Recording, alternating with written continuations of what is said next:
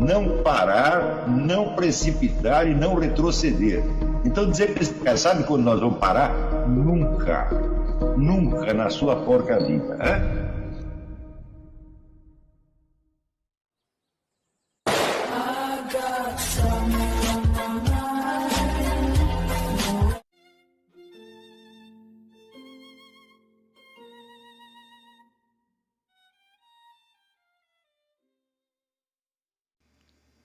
E aí pessoal, tranquilo? Então vem aqui antes do vídeo começar, pedir para vocês se inscreverem, quem não for inscrito, compartilhar, curtir, comentar. Quem puder seja membro do canal, que isso ajuda bastante. Tem também o link do Apoia-se. Quem puder ajudar nosso canal e apoiar financeiramente vai ser muito bem-vindo. Mas o mais importante é transmitir o conteúdo e os conhecimentos do professor Olavo de Carvalho para mais e mais brasileiros. Então compartilhe e ajude aí nossa causa. Muito obrigado a todos os membros, apoiadores do canal. Fico muito feliz. Tenho certeza que a gente está no caminho certo. Então fiquem com o vídeo e até mais. Valeu! Quer dizer, o que nós chamamos de possível é o que, no fundo, nós chamamos de mundo real. É o contexto de realidade onde você está. Isto não tem limite e a sua imaginação não alcança um pedacinho disso. E é isso que é uma coisa fantástica, porque você vê, se Heráclito e Parmênides, por exemplo, descreveram, né, de uma maneira tão antagônica o mesmo mundo no qual os dois viviam, e note bem, o próprio Heráclito afirma o seguinte: os homens acordados estão todos no mesmo mundo, quando eles dormem vai cada um para o seu mundo.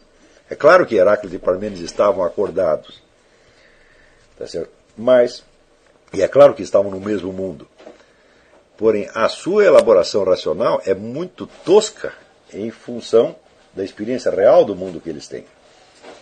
Então é por isso que as suas descrições saem antagônicas, mas elas têm que ter um fundo comum derivado do próprio mundo real onde eles estão.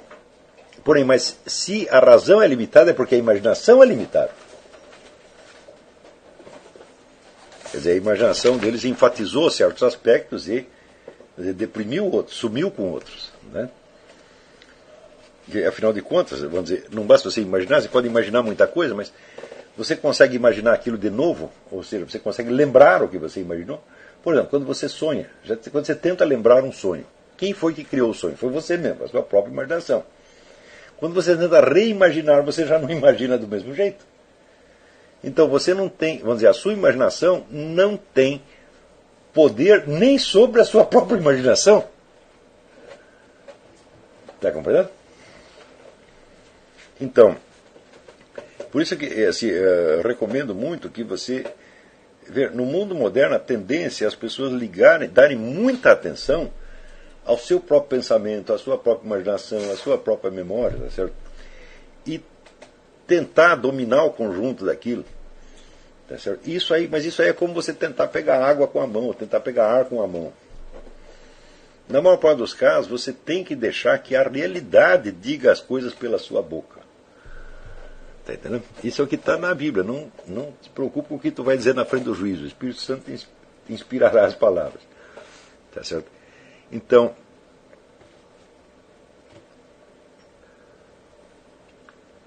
o desejo que nós temos de nos consolidar numa autoimagem também tem algo a ver com o desejo que nós temos, vamos dizer, de expressar perfeitamente o mundo dos nossos pensamentos. Está entendendo? Quer dizer, conseguir conseguir, de certo modo, dominar, pegar aquilo com as mãos. Não é isso que nós devemos fazer. Tudo o que nós dizemos, vamos dizer, se perde. Dizemos, escrevemos, se perde. Aquilo passou por você e foi embora. Você não vai ter mais aquilo. Você vai ter outra coisa melhor. Por quê? Tudo que passa pela nossa mente ou pela nossa vida se desfaz em pó. Nós estamos continuamente morrendo, por assim dizer. Né? Isto é uma realidade. Porém, quando você considera este fluxo, tá certo? Fluxo de impermanências, na escala da eternidade, você vê que na escala da eternidade nada pode se perder. Porque a eternidade contém tudo aquilo que está dentro do ser e do possível. E tudo aquilo que entrou no mundo do ser, ainda que por um instante infinitesimal, não pode retornar ao não ser. Ela pode cessar na escala do tempo, mas ela não pode se tornar um nada, porque o nada nunca foi nada. Está entendendo? Então nós dizemos que as coisas retornam ao nada, mas é uma figura de linguagem. Nós queremos dizer apenas que saiu da escala do tempo, não existe mais na escala temporal. Mas na eternidade continua existindo eternamente. É como dizer, na eternidade tudo é eterno, meu filho. Então quer dizer, do ponto de vista de Deus, nada se perde. Então para que você vai se preocupar de você segurar tudo na sua memória, tá certo? No seu mundo interno? Se esse mundo interno, tal como o seu externo, é feito de contínua desaparição. Você está entendendo? A natureza daquilo que é temporal é sumir. Para que você vai segurar isso na escala temporal, se Deus já está segurando para você na escala eterna e Ele põe aquilo dentro de você de novo quantas vezes Ele quiser? Está entendendo?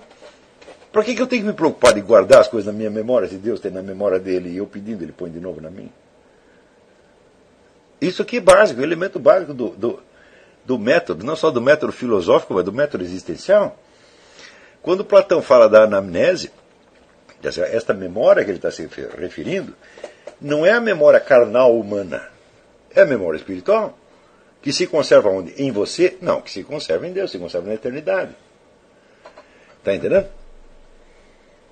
Você não precisa segurar, né, a água que está correndo, você não precisa segurar ela. Porque na eternidade as águas são eternamente as mesmas. Está entendendo? Então, é só quando você começa a entender essa dimensão de eternidade com a presença permanente, com uma verdadeira presença por trás da impermanência, então você tem um terreno firme, mas porque você sabe que esse terreno não é você. Nós somos impermanentes, nós somos pó. Nós estamos continuamente nos desfazendo. É Deus que nos refaz. Está compreendendo? Nós só... É o que diz São Paulo Apóstolo. Nele nos movemos... como é que fala? Nele vivemos, nos movemos e somos. Tá certo? Então deixa por conta dele. Está compreendendo? Então aí... É só aí que você começa realmente a ter um acesso à dimensão do que é realidade. Você está entendendo? Um acesso não intelectual, um acesso existencial mesmo. E aí você entende que, assim, que tudo o que se desfez no mundo só se perdeu na escala temporal. Da escala eterna ele não pode desaparecer. Está entendendo? Eu sei que isso é uma, vamos dizer, é uma experiência maravilhosa quando você começa a perceber isso, efetivamente. Quando você percebe que você mesmo está desaparecendo. As suas memórias, inclusive, vão embora. Se você quer conservá-las, elas vão embora. Tá certo? Eu digo, sim, eu esqueci, mas Deus sabe. E se Ele quiser que eu lembro de novo. Então você tem que deixar uma parte do serviço para Deus. Aliás, é a maior parte. É Ele que faz. Tá certo? Agora, esta ilusão moderna da individualidade fechada é uma coisa terrível. Você está entendendo? Porque isso aí cria tantos problemas filosóficos idiotas que só serve para paralisar a mente. Por exemplo, se você acredita que o sujeito cognoscente humano é uma coisa que existe, né? Eu existo, eu é o ego cartesiano, né? Eu existo e tenho lá meus pensamentos, né? Então, o que quer que eu conheça é um estado subjetivo meu. Até a percepção que eu estou tendo dessa sala. Porque são os meus olhos que estão percebendo, são os meus ouvidos que estão ouvindo. Então são tudo transformações que estão se passando dentro da minha subjetividade. Ora, se eu acredito que essa subjetividade existe como coisa, Tá certo? Então, tudo o que eu conheço é parte da minha subjetividade e eu não posso dizer que existe nada fora dela. E é impossível, isso chama-se, o que chama o problema da ponte. Qual é a ponte entre os seus estados interiores e o mundo objetivo? Meu filho, ao descrever o seu eu como uma coisa existente, você quebrou a ponte. Agora não tem mais ponte. Acontece que esse eu subjetivo que você fala, isso não existe absolutamente. Isso é que é uma sucessão de estados, como dizia Jung, tá certo? Totalmente impermanentes. A sua unidade só existe em Deus, meu filho. Ela não existe como objeto aqui. É a sua figura eterna, que é aquilo que você é perante Deus. Essa é a sua única realidade. Aqui é tudo impermanência. Você é metamorfose ambulante de que fala o Raul Seixas, porra. Você está entendendo? Agora, se você transforma essa metamorfose ambulante numa espécie de recipiente fechado no qual estão os seus pensamentos, as suas percepções, etc, etc. E daí você quer criar uma ponte entre isso e o mundo exterior, fala, agora não tem mais ponte. Quer dizer, eu sou uma sucessão de impermanências dentro de outra série de impermanências que é o mundo exterior. Isso é a realidade. Agora, se você toma o eu, o ego, como se fosse coisa, a coisa efetivamente existente, então daí esse ego come todo o espaço existente e não sobra nada para o mundo exterior. E daí você fica achando que só você existe. Mas isso é claro que é uma estupidez, porque você partiu de um erro inicial, de considerar, né, o penso, logo existo.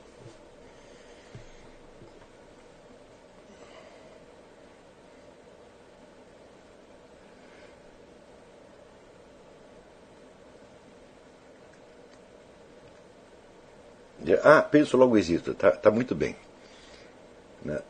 Você vê que essa frase leva um tempo para você dizer. Tá certo? Quer dizer, você supõe que aquele que pensa é o mesmo que existe, e o que existe é o mesmo que pensa. Só que aí existe um trajeto temporal entre uma coisa e outra.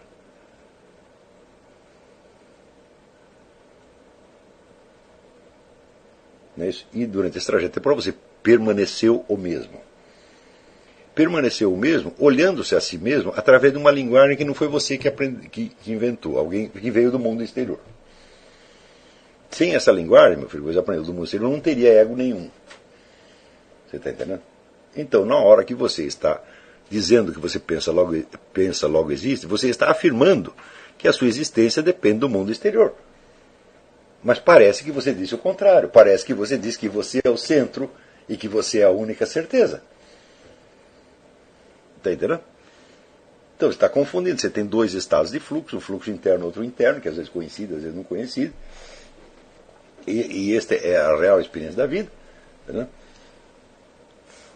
E nós só podemos falar em ser na escala eterna. Os seres aqui são todos precários, são todos impermanentes, são todos transitórios. E não obstante, você entende que a impermanência não pode ser absoluta. Porque se a impermanência fosse absoluta, o que seria absoluto seria o nada. Mas o nada não pode ser absoluto, porque o nada não é nada. Então você tem o nada, você tem o ser e você tem este mundo intermediário onde nós vivemos. Onde as coisas estão permanentemente indo do ser para o nada, do nada para o ser. Entendeu?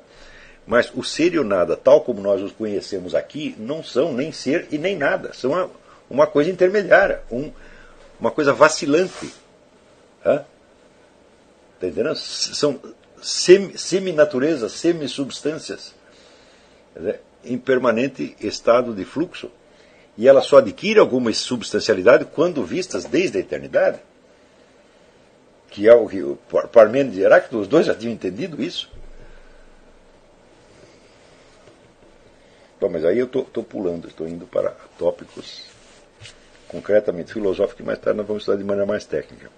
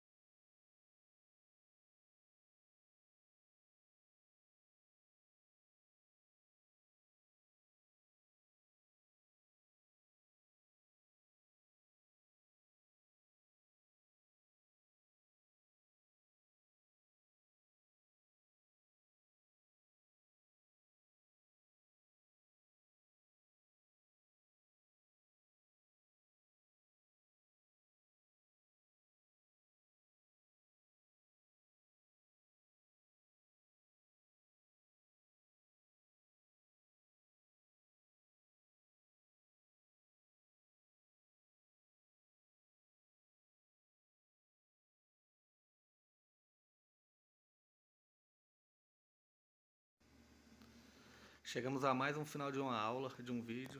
Espero que tenham gostado. Quem não se inscreveu ainda, se inscreva, compartilhe, comente. Ajude o nosso canal, apoie, seja membro.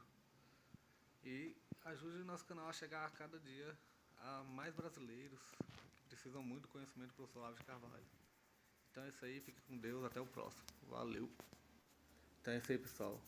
Que é o nosso canal. Que são alguns livros que eu já li. A maioria foi doação, mas alguns eu adquiri, professor Olavo de Carvalho. Alguns livros se perderam aí que eu emprestei. Professor Alexandre Costa. A Bíblia Sagrada. 10 lições sobre Karl Marx. Indico a não ler esse livro, que é muito ruim mesmo. Alguns pensadores aqui que realmente, como o professor Olavo de Carvalho disse, não são pensadores. Valeu, tamo junto aí. Apoie nosso canal, seja membro.